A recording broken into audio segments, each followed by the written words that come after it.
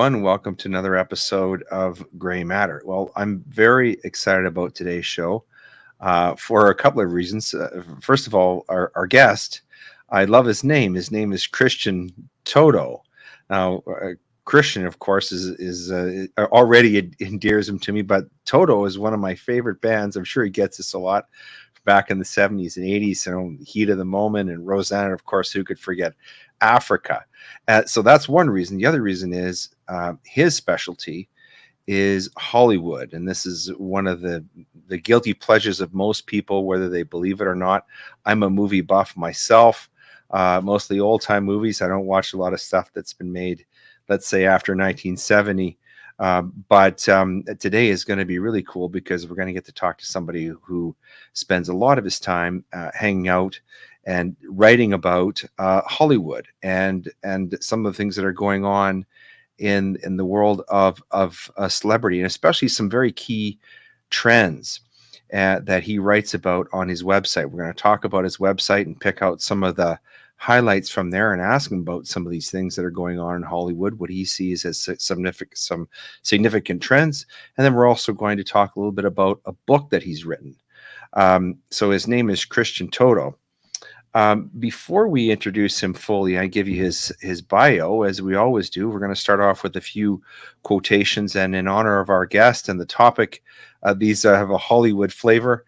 The first one is from someone who's become a pretty well-known and often criticized advocate of Christianity in Hollywood, Kevin Sorbo, who's been starred in shows like Tarzan. He was famously quoted as saying, "Say you're Christian, apparently it's a bad word in Hollywood." Secondly, a very famous movie actor from the 20th century who became even more famous as the U.S. president, Ronald Reagan, once was quoted as saying this. He says, "We are at war with the most dangerous enemy that has ever faced mankind in his long climb from the swamp to the stars. It has been said, if we lose that war, and in so doing lose this way of freedom of ours, history will record with the greatest astonishment that those who had the most to lose did the least to prevent its happening." And then finally, from one of my very favorite all-time Hollywood actors, the late Charlton Heston, who once was quoted as saying, "Political correctness is just tyranny with manners." So who do we have on the show today? Well, we have Christian Toto. Christian is an award-winning journalist, film critic, and a fatherhood blogger. He is the founder of HollywoodinToto.com, which is a very fascinating website. I encourage everybody to visit there. His site tackles entertainment news from a right-of-center perspective. His movie reviews can be heard on several radio stations each week, including WTOP-FM in Washington, D.C. Christian, as I said, is an award-winning journalist, film critic, and founder of HollywoodinToto.com, the right take on entertainment. He previously served as an associate editor at Breitbart News. I believe Ben Shapiro also started out, and features reporter, film critic at the Washington Times. His work has appeared in the Daily Wire, the New York Post, Real Clear Investigations, National Review, the Federalist, Townhall, People Magazine, and Newsbusters. He's also the chair of the Denver Film Critics Society. He joins us from Denver today, and he's a member of the Critics' Choice Association. Christian lives in Denver, Colorado with his wife, 2 children, a dog, and multiple chickens. Welcome to Gray Matter, Christian. Thanks for being with us today. My pleasure. Thanks a lot. Well, we're very excited to have you on the program, and as I mentioned to you off air, I spent some time hanging out on your website, which is a lot of fun, really interesting articles there. And of course, you've been published elsewhere too, but I want to go back a little bit in time and sort of build into talking about some of the current Hollywood movies and what's happening there, and maybe talk to you a bit about some of these articles that you've written. You wrote one that was entitled "How Late Night Hosts Reacted to 9/11 Compared to How They Reacted to Coronavirus." This is a very fascinating comparison and contrast, and I think it's a nice way to enter into this discussion. Could you talk about that article a little bit for us? Yeah, I mean, it seems like the late night teams really operate from a different playbook these days. I think after 9/11, it was almost like their unofficial job to heal the country, to bring us together, to make us laugh again, to make it okay to laugh again. And that was an important function culturally. And I think they did a nice job of it. It was a very difficult time. We didn't know what to do or say or think. It was sort of unprecedented. And then you look at what's happening with the pandemic in the last few years, and what you've seen from the late night show hosts has been more lectures and scolding, and anyone who disagrees with them on certain issues, they don't treat kindly, put it that way. And of course, the laughs are often secondary or not even in the picture. But it's how this format has changed over time. It's interesting too that so many of these late night talk show hosts, they all seem to be talking from the left, aren't they? I mean, some of them are softer about it, say like Jimmy Fallon, but then there's others that really are almost seem to be engaged in expressing leftist talking points. Why is the left sort of dominating late night talk shows now? I mean, because I'm old enough to remember people like Johnny Carson, of course, Dave Letterman, and even Jay Leno, and I don't remember any of that sort of that sort of leftist bias on these talk shows. What do you think has happened there? There's a lot of different factors. Obviously, Trump had a significant role in this evolution. I remember when Trump officially became the candidate, that it seemed like all the hosts in general said, we're going to go all in against him. It's not just comedy. It's not just ha-ha. We're not going to kind of poke fun at Hillary Clinton if she has a gaffe on the campaign trail. We're here for a purpose now, and they haven't really kind of quit that. It's a lot of different things afoot here. We're living in more tribalized times. Everything seems more political. And I think Hollywood realizes that they have a massive megaphone. It stretches from social media to movies and theater and TV shows, and they're not afraid to use it. So that's why they often will do things that may seem against their better interests. You think, well, if every late night show is left of center, why doesn't a Netflix or an ABC put a right of center show on? It just seems like that's a great counter programming. It would make a lot of money. But none of them did. It took Fox News putting Greg Gutfeld front and center. And now Gutfeld, his show, which is not exactly a late night talk show in the traditional format, but close enough, it's doing very well in the ratings. It's either second or first, kind of jogging back and forth with Stephen Colbert's Late Show. So it's fascinating to see. It's a sign of the times, too. Mm-hmm. You mentioned comedy, and of course, fairly recently, we had this whole Dave Chappelle intrigue that went on, and but you identified this much earlier when you wrote this article about Will Ferrell and Kevin Hart not being able to joke about race in a film that they did a few years ago. Was that kind of the beginning of the censorship of comedy? It seems like the kind of comedy that I grew up with, the Eddie Murphy and Richard Pryor and people like that would almost not even be able to hold a stage anymore. So has this Hollywood censorship also extended to comedy?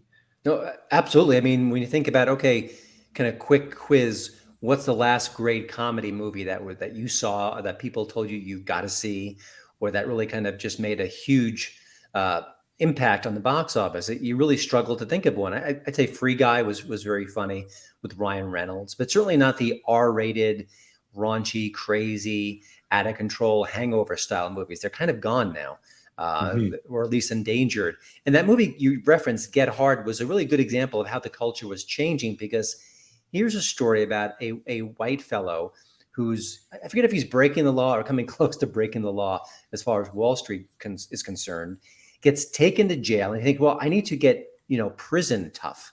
And to do that, he picks a black fellow who he knows, very little, Kevin Hart, and says, train me to be prison tough.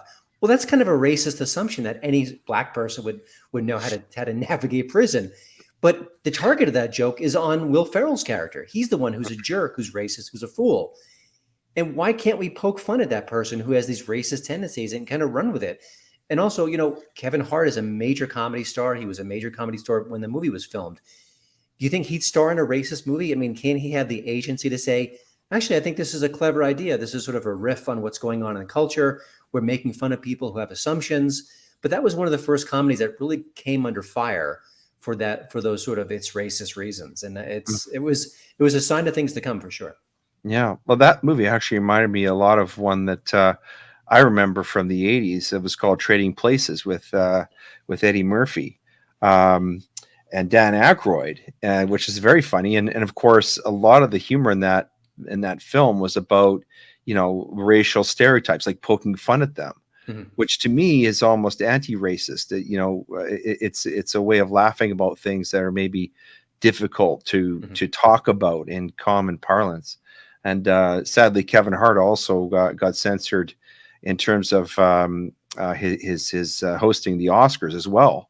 I can't recall whether that was before or after that movie came out, though. It was Uh, after. I'm pretty sure yeah, it was after. yeah, he opened up the Pandora's box. Here's one that's really near and dear to my heart because I'm a huge Elvis Presley fan, Mhm. and I recently just saw this Baz Luhrmann film, and you've written an article about it. Elvis brings the spectacle, music, and more. So where's Mr. Presley? And the footnote is Baz Luhrmann's dazzling look at the king of rock misses a key ingredient. What was the key ingredient that you think he missed? I have some my own ideas about the film, but I'm really curious to hear what you thought about it. Well, when you spend that much time with Elvis Presley, it's at least, I guess, 2.5 hours. It's a long movie. I wanted to know what made Elvis Presley tick. Was he a genius? Was he maybe not very bright and was easily manipulated by the people around him? Did he grow as an artist? What did he think about his own fame and fortune? I mean, he was one of the most celebrated, elevated personalities in modern history, as far as culturally speaking. And I walked in knowing something about Elvis. I was never a huge fan, but I remember when he died, my mom and dad were just like gasping. They were so shocked when the news came on the TV. But who is he? And Hmm. I feel like Austin Butler was wonderful as Elvis Presley. I think he does an amazing job. The movie has a lot of strengths. But I walked out of the theater. I turned to my wife. We went to the screening, and I said, I feel like I know him less now than I did before. I want to know what makes him tick. Now, you could say that's not the purpose of that particular movie. It was more about the razzle dazzle, more about his cultural impact. That's perfectly fine. But when I go to see a biopic, I really want to get to know the person, and I feel like it failed in that level. I actually agree. I agree with you. It's a beautiful film. The staging of Mm. some of the events, for example, when they went into depth about the '68 TV special, Mhm. and they did a really tremendous job of recreating that look and feel of Las Vegas. But I quite agree with your analysis. In fact, because I'm kind of an Elvis buff, I did a lot of reading about his life. And one little known fact about Elvis, based upon these guys who live with him, the Memphis Mafia, is that he was a voracious reader. Mhm. And he was very curious about spirituality, and he had, for example, a real burning question was, why me? Why am I so famous? Do I have some sort of purpose in life Mhm. that is this has God bestowed this on me? I'm supposed to be doing something. Am I Mhm. supposed to be more than just an entertainer?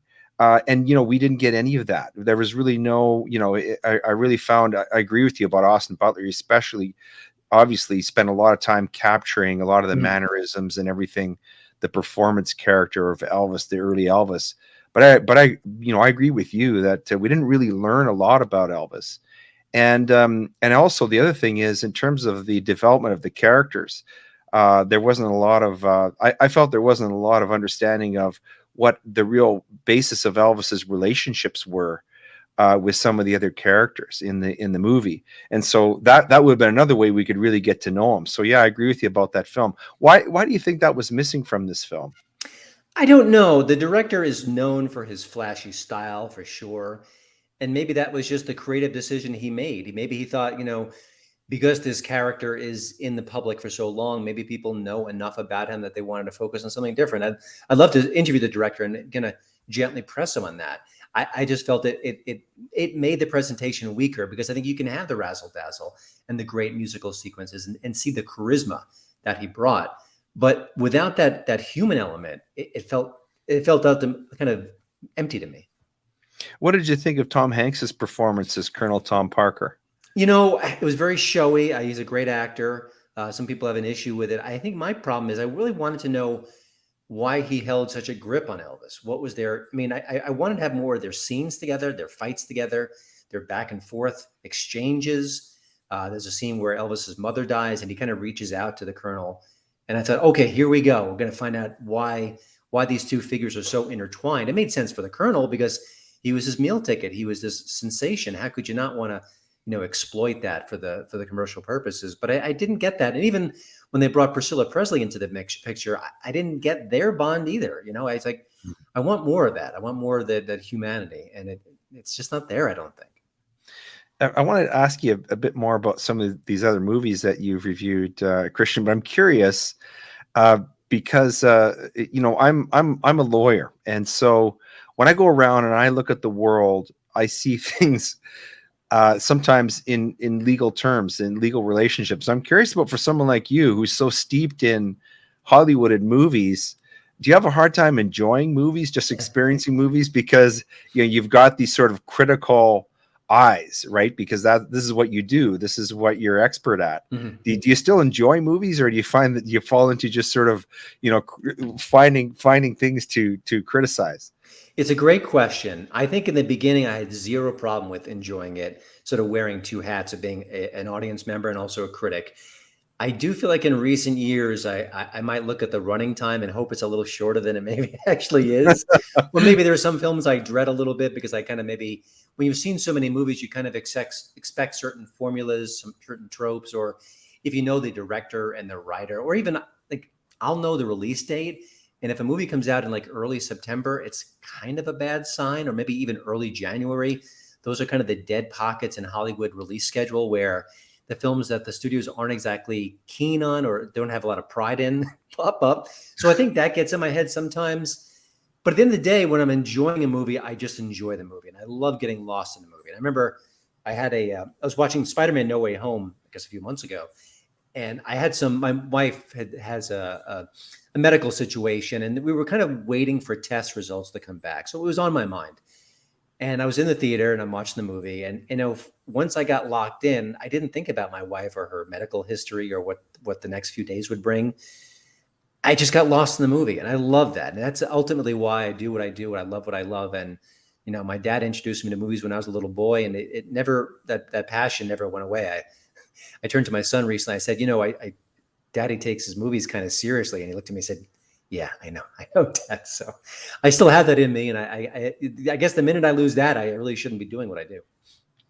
Yeah, well, that certainly is the power of movies. Harkening back to our previous discussion of Elvis Presley, I remember reading actually when he was a kid, he was mostly interested in being a movie actor. He fell in love with the whole idea of being a Hollywood. And this is another topic that really wasn't covered in that film. Yeah, they just glanced over that whole part of his life, really. Yeah, shocking. Yeah, and of course we would have learned a lot more about him through his influences. Mm-hmm. So that was disappointing.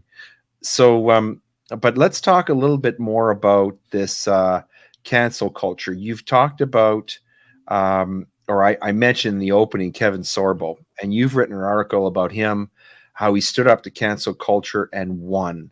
Let's talk about, first of all, what you mean by cancel culture, mm-hmm. how he stood up to it, and why you think that he won a victory.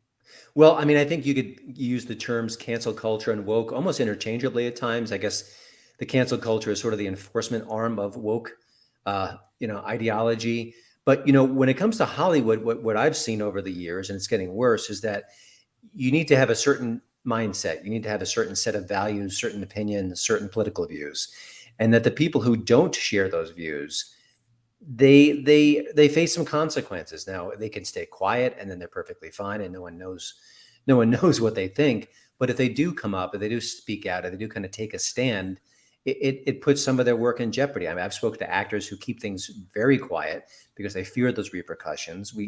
There are always exceptions, the Jon Voights and the Tim Allens of the world, although Tim Allen, I think, has faced some, discrimination for being right of center. But that's generally what I mean, is that there's certain philosophies that are expected of you, and that if you don't share those points of view, then there can be blowback. Actors not getting gigs. I've talked to comedians who have been canceled. Comedian Steve McGrew, who I know a little bit, he used to do a gig in Vegas, and he worked at a club owned by Brad Garrett of Everybody Loves Raymond fame.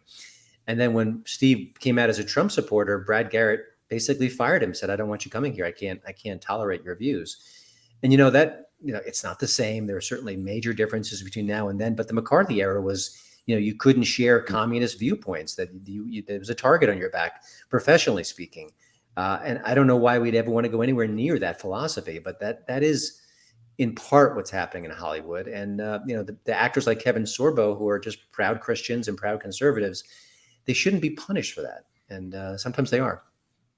So when he stood up, how did he strike a blow for or against cancel culture? Well, basically, he went rogue. He decided to not work within the Hollywood system and produce and direct and write and star to various degrees in his own projects. So the budgets are much smaller. I'm sure he's not making nearly as much as he once did, but he's still making art and creating and telling stories and playing different characters and doing it on his terms. And I think for him, that's the best he can expect at this point. And, I think that's valuable. And I've spoken to a lot of different artists who have kind of taken that path, who said, you know what, I'm not going to be on Saturday Night Live. I'm not going to have a big network show. I'm not going to have a Netflix special, but I could build up a core fan base and sell to them directly, and then put my content out on, YouTube or newer platforms, have a podcast, go hit the road and cultivate my own following outside the system and do it on my own terms, and not having to kind of swallow hard and pretend I believe in X, Y, and Z when I don't. So it's an interesting time to be an artist. So I wanted to ask you about what's going on with the Academy as well, because it seems to be that the Academy that's responsible for the Academy Awards. Mm-hmm.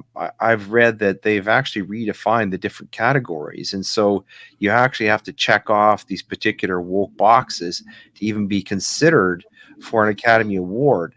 And so this seems to be a real inversion or even perversion of what the Academy Awards were intended to be originally. Back in the day when Bob Hope was hosting, that they would choose the best and the brightest in the industry and honor them. So what's happened to the economy, or sorry, the Academy, who's selecting the best and brightest for these awards? Well, what you're referring to is a new diversity agenda that I don't think kicks in till officially maybe 2024. I know it was sort of a soft launch where it wasn't, etched in stone. But basically, if you want to win Best Picture, you have to kind of check off certain boxes. You have to either have a very diverse crew that made the movie itself, or the themes within the movie have to be progressive to a certain degree. So there are certain things you need to do to qualify to be a Best Picture nominee. Now, it can be one or the other. It doesn't have to be, you don't have to check all the boxes, but you have to check some of the boxes. And it just seems anathema to the creative spirit, honestly. I mean, I would love a movie that had an all-black cast that told a gripping story that made me want to watch it again and again. And conversely, an all-white cast that I thought was interesting. I mean, it should be about the art. It should be about the quality of the entertainment. It should be about what it makes you feel, what it makes you think, all the reasons why we love movies. And to get away from that, I think it's a mistake. So I think those rules are unofficially in place right now. And I think there's some scrambling behind the scenes to kind of get in line and make sure that when the rule kicks into effect, that you'll be able to kind of qualify. But it just seems like a bad idea. And, there are plenty of people of all nationalities who are qualified to run a camera, to do the lighting, to be in front of the camera. I don't dismiss that at all. But to make it sort of, you've got to, have X, Y, and Z sort of benchmarks, I don't think that's the best way to approach it. So, speaking of this, it seems to be that the studio that I guess they're not really a studio; they're more of a massive entertainment company now, who's really adopted this whole woke culture. The most is Disney. And you wrote about a film that really flopped, the one that they just made, Lightyear to Mediocrity and Beyond. The lackluster Toy Story tale sorely misses Tim Allen and comic characters. And of course, this is set against some protesting that was going on. The Daily Wire covered this story very, very well. About there was a leak of some people within Disney talking about how they were going to, trans the kids and advance this agenda.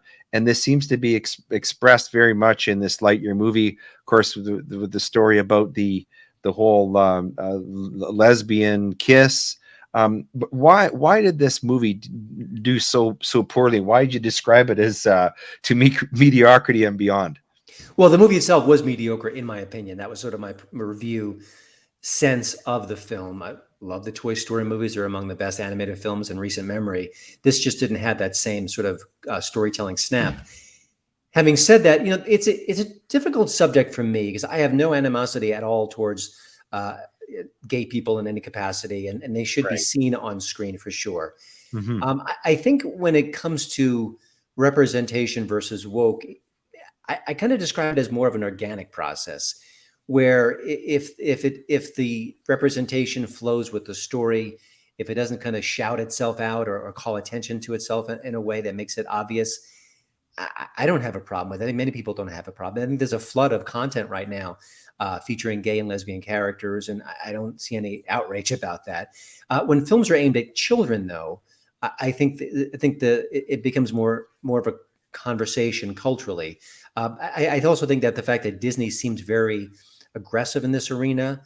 There are other examples where the studio and the company itself are sort of incorporating these characters, these situations, these conversations, and I think for many parents, they just want to drop their kids off at a movie and not think about it.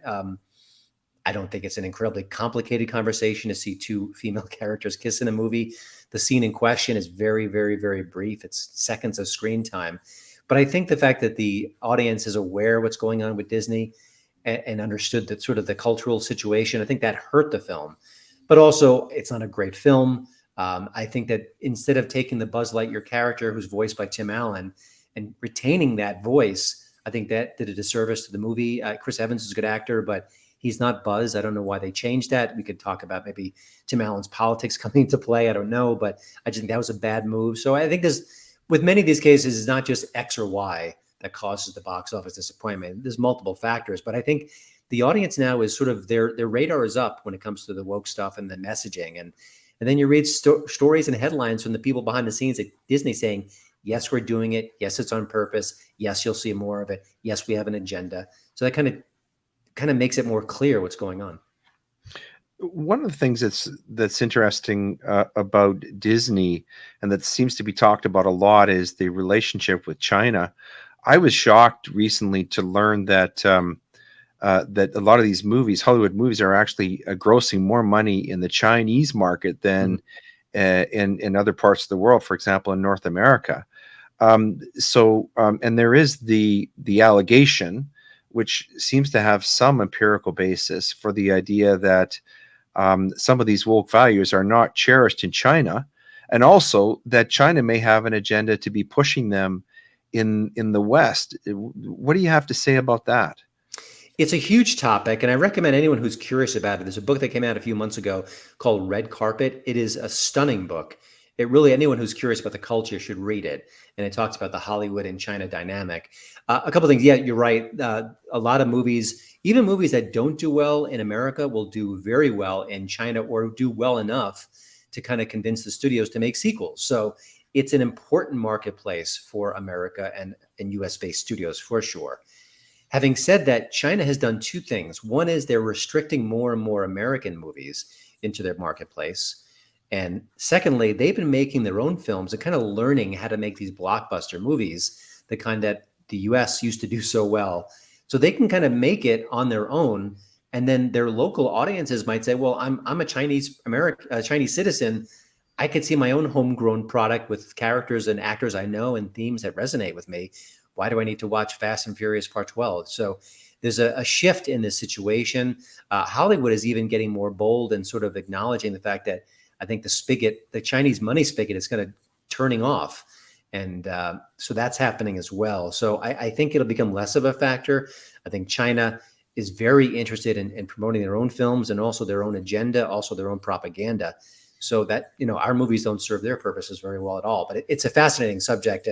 And Hollywood has really kind of swallowed its pride, not defended its own creative freedom in kowtowing to China. Now, one vivid example of this was when John Cena was made to apologize in Chinese Mhm. to the Chinese people because he apparently mistakenly recognized that Taiwan is a sovereign nation. That was very shocking, and it certainly spoke to the level of influence that China and the Chinese, and really the CCP, Mhm. has over Hollywood. Is that touched on in this book, The Red Carpet? I'm not sure. I mean, it's basically the heart and soul of the book. Yeah. I forget if it had that specific instance. It may have been written and sent to the publisher before that happened. But that was Hmm. such a jarring thing. Often we can read about topics, but when you see something that abrupt, and when you see John Cena, who's this hulking figure, Hmm. basically just apologizing in the most fawning, pathetic way, it really does. I think it really crystallized what's going on between U.S. movie studios in China. So I think people, even who weren't plugged into the situation, they were after that. It was kind of embarrassing. Hmm. So let's talk about Joe Biden now. And of course, we talked about late night talk shows, and he's had some really disastrous appearances on those. But you wrote about a story about Biden hasn't lost this loyal support group yet, and you're talking about late night hosts continue to pound Trump and ignore the fumbler in chief. Is that what you were writing about? That how it seems as though there's this president right now who's nearly as unpopular as our prime minister in Canada, in his own country, and his appearances on late night seem to be attempts to pump up his popularity. Is that what you're seeing? Yeah, I mean, there's two things going on. One is when a late night show host like Jimmy Kimmel invites Biden on, there are no tough questions. It's all made to promote his image, to improve his image, to get his talking points out. And if you're a guest on a show, I kind of get that in a way. That's sort of the way the old school late night shows work.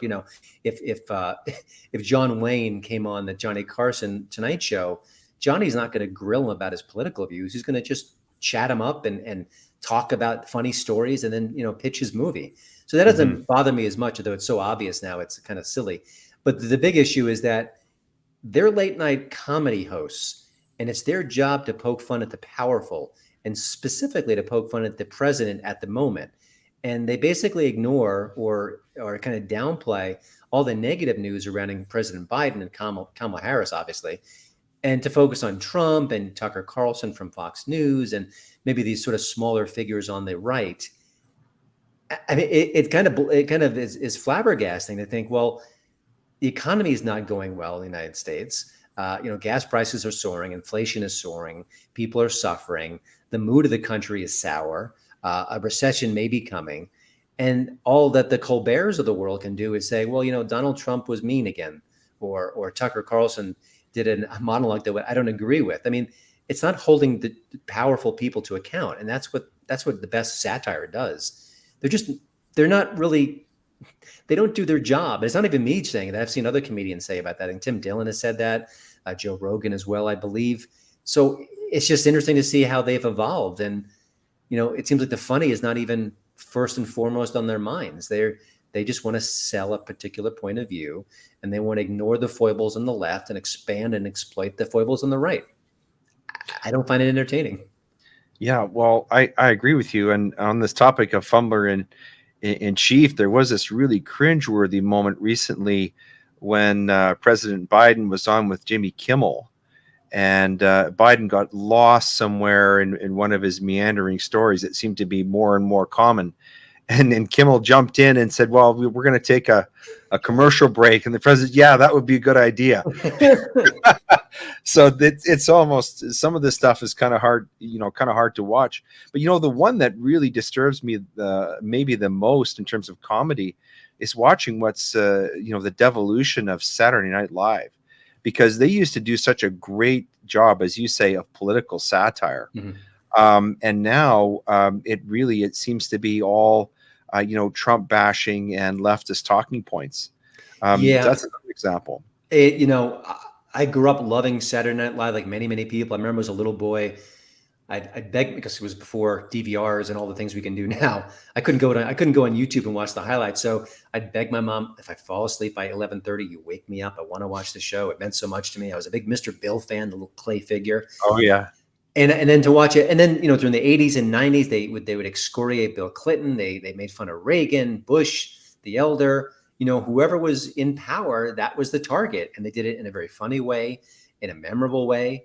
And then when Obama became president, it basically stopped. And I forget the actor's name, but there was a black actor, who was charged with playing Obama. And later, after he left the show, he said they kind of gave up on the Obama thing, which is true. And now they've given up on the Biden thing. They've certainly given up on the VP Harris thing. Mm-hmm. They're the people in charge. They're the people who are helping or hurting the country. They're making the rules. They're setting the agenda. They're at the top of the power structure of our country.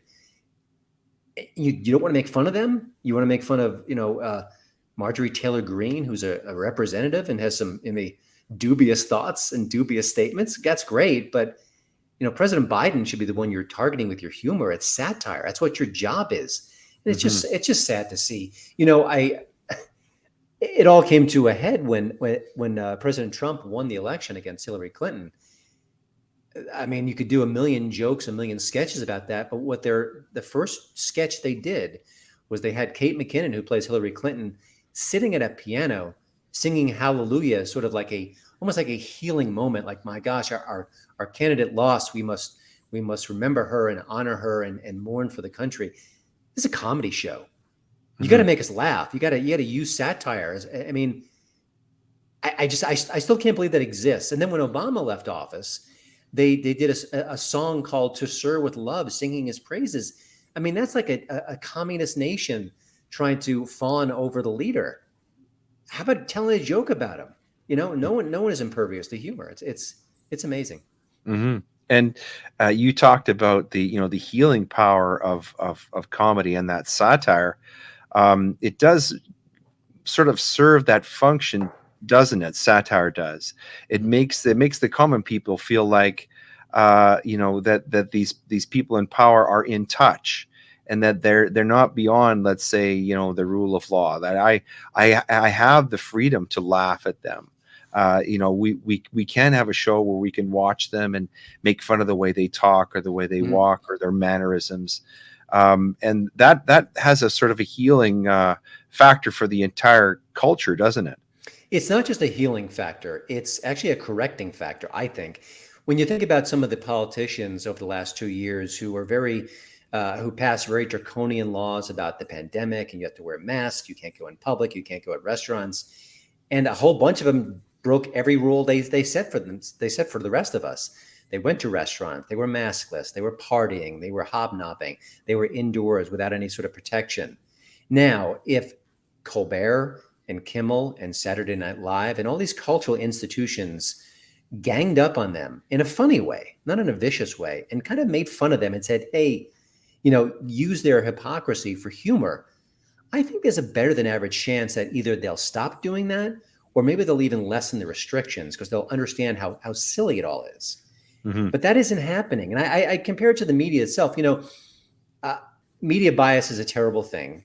It's gotten to cartoonish levels, in my opinion, in recent years.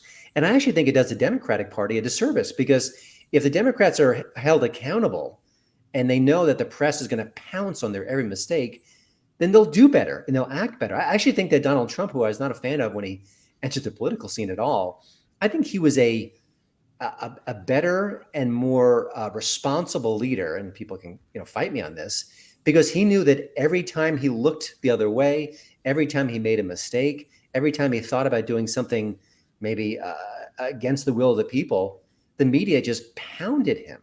Mm-hmm. And he was kind of held accountable in a way. I mean, I look at some of his past business dealings, like he could be a shady character, but I actually I thought he'd put a lot of that on the shelf because he knew he'd get bombarded by the media. And that's actually the right thing. That's the way the media should behave.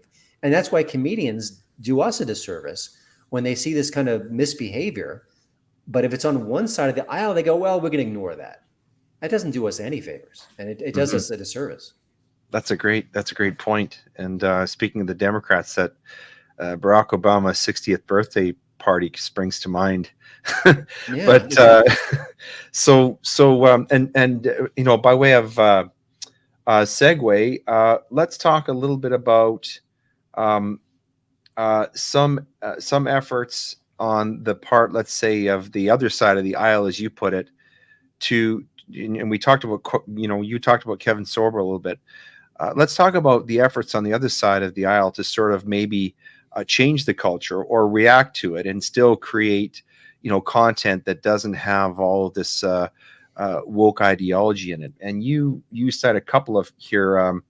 There's a movie called The Chosen, and you described it as a faith-based game changer, an 8-part saga offering an invigorating look at Jesus Christ and his future disciples. You want to talk about that article a little bit? Yeah, The Chosen is I think it is either in the second or third season now, or the third season's coming soon. It's an independently produced show about the life of Christ. What was Jesus Christ like, as an adult male, kind of, getting to know his neighbors, spreading his faith. It's very well crafted. It's gotten a lot of positive reviews from, I guess you'd say, critics who maybe would not be super amenable to a faith-based story. So by all accounts, it's a wonderful show. I've seen most of the first season. I enjoyed it quite a bit. And, it's a huge success. It had a massive crowdfunding campaign. It's able to kind of enable the show to keep going on and on. And again, it's created outside of the Hollywood ecosystem. So it's fascinating. And it's just one of many examples where, well, if Hollywood's not going to do it, we have the technology now to kind of work around the gatekeepers. And you see that a lot with comedy right now. I write about this a lot. It's, comedians who maybe aren't woke or have jokes that don't really kind of fall in line with what a Stephen Colbert might say on any given night.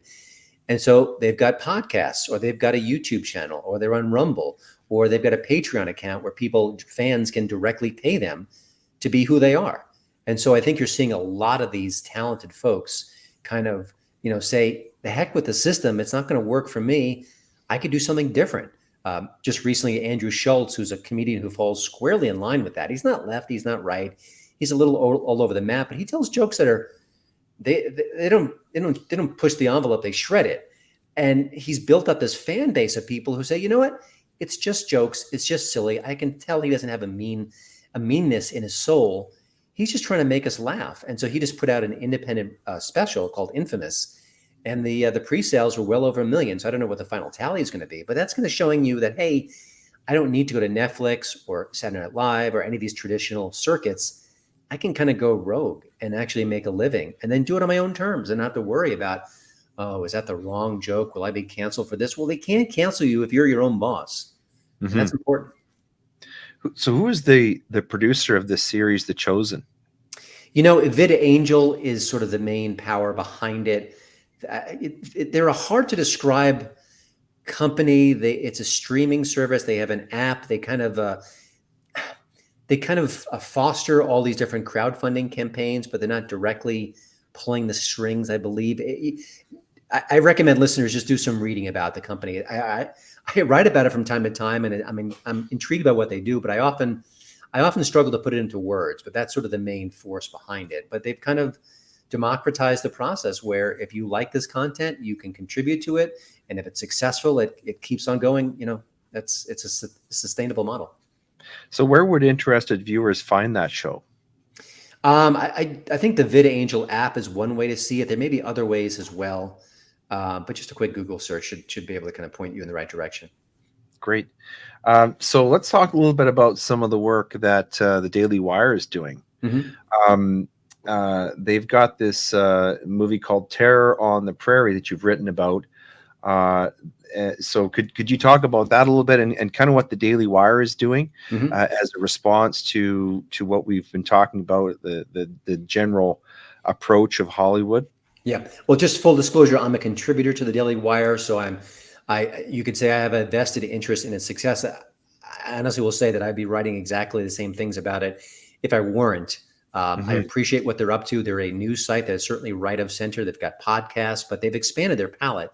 And now they're doing entertainment material. They've got a stand-up material with Adam Carolla. They've got documentaries like What is a Woman? And now they've got feature films as well. I think one of the interesting things about all the above is that it's not really a hardcore right of center perspective like you might expect. a company says, oh, Hollywood is so liberal, let's make the opposite. But they're not really doing that. If you watch Terror on the Prairie, which is very good, it's a Western. It's an old school Western. It's indie. It's not a huge budget, but there's no real messaging there. It's just good entertainment. Mm-hmm. Shut In was another film they made a few months ago. That was a thriller. There are some sort of faith-based elements in it, but it's woven into the story. It doesn't dominate. And I think anyone could watch it of any background, an atheist, a hardcore, a person of faith, and they would enjoy it because it's a well-told story. So that's what they're up to. They see an opening in the marketplace for non-woke entertainment, stuff that isn't lecture-based, that doesn't sort of, focus on identity politics or other themes like that. And they're going to say, let's see if we can be successful at this. I think they are so far. I think they're very shrewd in what they do in their marketing. Is it sustainable long-term? We'll have to wait and see. Hollywood is a very tough business. You get a couple of clunkers in a row and maybe people lose faith in the Daily Wire model. So we have to see what happens next. But I think they're showing there's a market for it. I think Gutfeld is showing that. I think The Chosen is showing that. I think a lot of these comedians who are bucking the conventional tides are showing that. I think Hollywood would be wise to sort of wake up and say, hey, we can get in on this action too. Mm-hmm. Well, we're certainly fans of the Daily Wire on this program, and it's really incredible how far they've come in, I think, just 7 years since they started with a couple of podcasters and expanded into this really massive media conglomerate almost. Mm-hmm. But they seem to have tapped into something in the culture that Hollywood is ignoring, and that is this desire, this appetite for just old-fashioned storytelling. Is that how you sort of see the explanation for the success of the Daily Wire and their movie programs and their television programs? I think that helps explain it. There's always a lot of different factors. I think they're putting out good content first and foremost. They've teamed with a producer, Dallas Saunier, who's just good at what he does. He does a lot of genre films, a lot of action.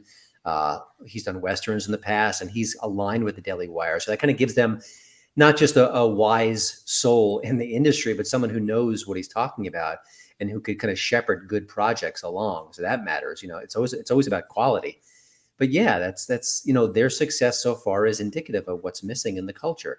You got to do it right. Fox News a few years ago, I never even saw it. They did a kind of a half-hour comedy show, kind of like The Daily Show, and it was a quick failure. I'm going to assume it was terrible. And then people said, well, people don't like late night comedy that leans to the right. No, maybe that show wasn't very good. And now they've got Greg Gutfeld, who's a seasoned performer, who's got an audience, who's glib and funny and smart and irreverent. And he's the perfect choice to host a show that is right of center. So, you just can't put anything out there. People are very discerning at this point, but there is a hunger for it. And you could also point to movies like Top Gun Maverick, which is aggressively apolitical. You could say it's political in being aggressively apolitical, but it's not woke. It's not filled with lectures. It's just a old school story with heroes and great action and funny moments and interesting characters. And it doesn't take you out of that experience. You just get lost in the moment. Is it your view that perhaps movies like Top Gun are perhaps signaling a renaissance of a let's say an old-fashioned style of movie making and storytelling that we haven't seen in the past number of years? I don't think so, only because Hollywood doesn't get the message. I mean, Hollywood would never listen to this conversation. I mean, Hollywood Inc., sort of the studio, the executives, the people behind the scenes, the people making decisions, they won't read the Daily Wire. They won't listen to Clay and Buck on the radio. They won't check out the Federalist. They're in their own sort of ideological bubble, and they don't hear our perspectives. And it's sad because at the end of the day, you and I love movies, want to, cheer on the best of the best. And if a movie had a left-leaning message but was still great, I think you and I would be like, bring it on. I know I would. So I think the industry does itself a disservice by sort of staying closed off to these different conversations. I've gotten to know a little bit and watched a little bit of these different YouTube channels, and they're very passionate, and sometimes they're very angry, and sometimes they're very funny. And it's always people just blasting Hollywood for what they've done wrong. And wouldn't it be great if some of the studio heads said, I'm going to listen to that for a few weeks and take what they say seriously, because these are, again, people with a whole lot of passion who love entertainment, and they just want good entertainment. And when they see this woke stuff, they go, well, it's not really entertaining. It's pushing a narrative. It doesn't have the snap of the old movies, the old TV shows I loved. And I would love to think that the people in charge would be responsive to these critiques and maybe act appropriately, or at least consider them. I think that would lead to a better product. Do you foresee a future in which that might happen? For example, famously, I think in 1960, when Kirk Douglas selected Dalton Trumbo as this screenwriter, the script writer for the movie Spartacus, that seemed to be an important shift out of the McCarthy era, where people who were at that time accused of being communist sympathizers were welcomed back into Hollywood. And that led to a great period of tremendous movie making through the 60s and 70s and onward. Do you foresee that perhaps there might be a situation where the two worlds might come together, or is Matt Walsh right that that there's this schism that's never going to be bridged between the left and the right in terms of movie making and culture? I'm a little bit more optimistic than Matt Walsh, but not by a ton. I don't think that moment's going to happen soon. But I've been really just craving something like that. I had this fantasy, and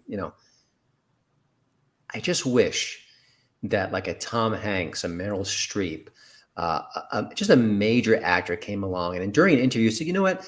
I've been hearing stories about my conservative friends in Hollywood and how they struggle and how they can't get opportunities, or they're afraid of sharing their views because the industry is so left of center. And then he or she could say, I'm left of center and I vote a certain way, but I don't want my fellow actors who disagree with my political beliefs to be punished. It's wrong. It's not it's not the Hollywood that I love. I want the best artists to share the best stories. I think that would have a tremendous impact on the culture and maybe coax other people out of the closet, so to speak, to sort of say, yeah, you're right. I don't agree with George Clooney's political views, but he's a talented guy and he's an interesting director. Mm-hmm. I don't want to punish him. I don't want to negate his work. I don't want him to not get a job because he's left of center. That's absurd. But the same should extend to people on the right. They shouldn't be afraid. There was a group, I don't know if it's still existing or what the status is, but there's a group called Friends of Abe. It's a bunch of conservative actors and people, talented people in Hollywood who meet in secret. They meet in secret because they're afraid of getting outed as conservatives. Mm-hmm. I mean, to me, that speaks volumes. And it wasn't like an overnight situation. That's been around even before Trump. Mm-hmm. That is just the ultimate sign that something is deeply wrong in Hollywood.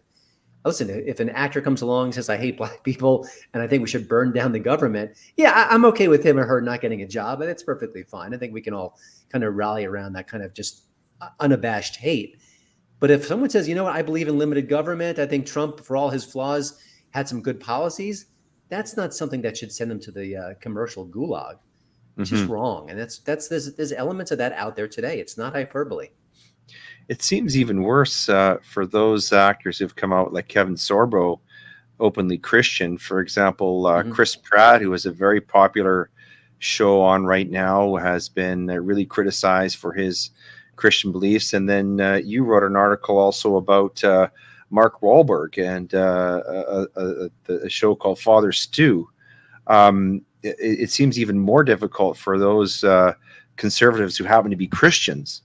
And the other thing I wanted to ask you to comment on is, there are stories that are in the public view that are very topical, which would make great movies. I'll give you an example. The Jussie Smollett situation. Oh my gosh, that's a very compelling story. That would make a great movie if you could tell the story in a way that wasn't politically biased. Would you agree? And we used to do that. That used to be done, and we would learn a lot about the inside of things like that. I mean, Oliver Stone made a whole bunch of movies like that were really, really fascinating political type dramas. But we can't seem to nobody's making a movie. Is anybody making a movie about the Jussie Smollett situation? No, it's a great question, and I think it's the perfect example.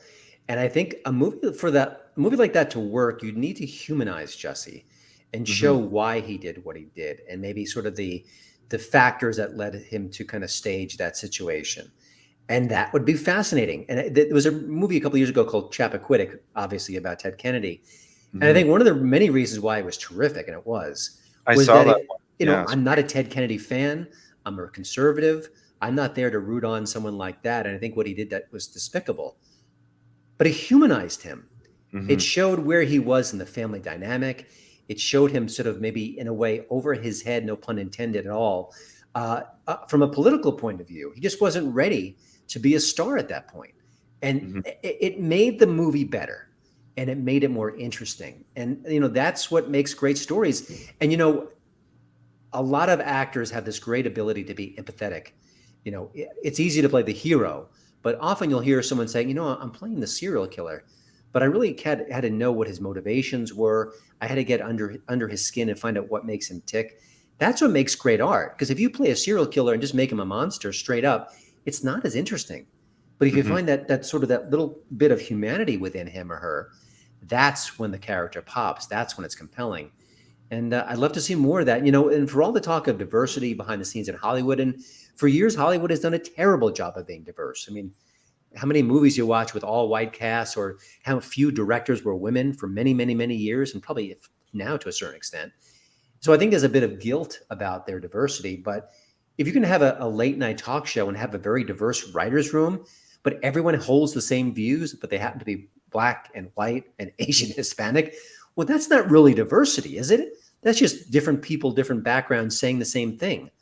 I think real diversity would really help Hollywood. And if you had someone who's diverse in Hollywood who said, you know what, Mr. Executive, what about a Jussie Smollett story? That might be interesting. And not have it shouted down right away, and not have it dismissed because the narrative and play wouldn't be the one they want to propagate. And what a great and challenging role that would be. Oh my gosh.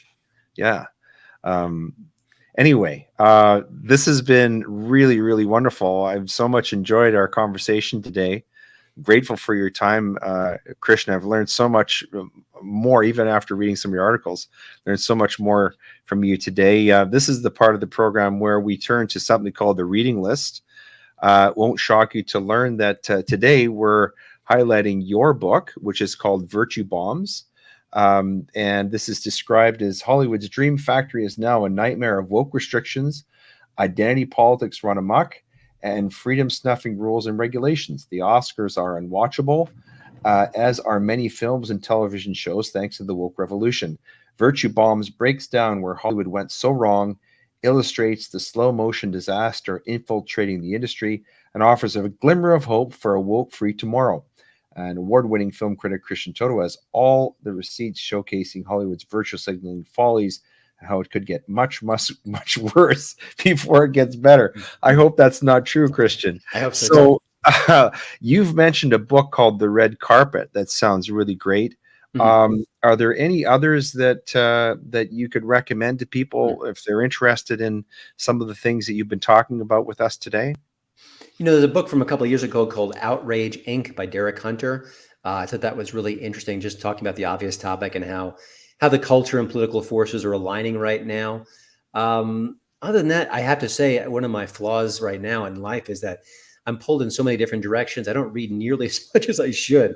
So I'm kind of a creature of podcasting and reading the headlines and things like that. So I don't have a lot of other recommendations. I will say Andrew Klavan wrote the foreword to my book, and he's one of my favorite authors, and just everything he does is spectacular. So any Andrew Klavan book you find will be a good find for sure. He's written young adult novels. He's written mysteries, and he has a book coming out in a few weeks. It's a mystery as well, with a new character he introduced from When Christmas Comes, which came out a year or so ago. So I promote all things Klavan, and has a great podcast as well.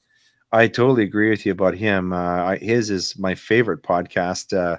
It's a shame it only comes out once a week. I always dread the Klavanless week. And I just read his most recent book, The Truth and Beauty, which is really wonderful, especially if people are interested in poetry. Well, I'm glad you survived the Klavanless weekend. That's not a given. So. Well, he didn't put out an episode this last Friday, so I'm suffering another one.